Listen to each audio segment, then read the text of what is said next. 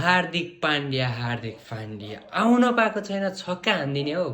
के ब्याटिङ गरेको हार्दिक पाण्ड्या, आम्मा यो त रोक्नै नसकिने ब्याटिङ हो। साउथ अफ्रिका वर्सेस इन्डियाको T20 म्याचमा चाहिँ आज यस्तो ब्याटिङ गरे कि हार्दिक पाण्ड्याले भन्नै सकिन्न। आउन पाएको छैन, छक्का हाने।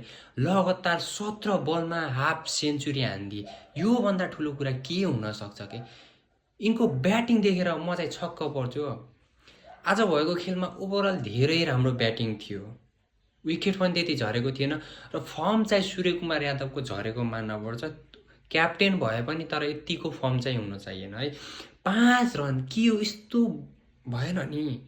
ओभरअल एकदम तिलक वर्माले 73 हाने, एकदम राम्रो। सबैले ओभरअल एकदमै राम्रो खेलेका छन्, एकदम बवाल खेलेका छन्। अब 232 को टार्गेट दिएको छन् साउथ अफ्रिकालाई। अब साउथ अफ्रिकाले के चेज गर्न सक्ला त?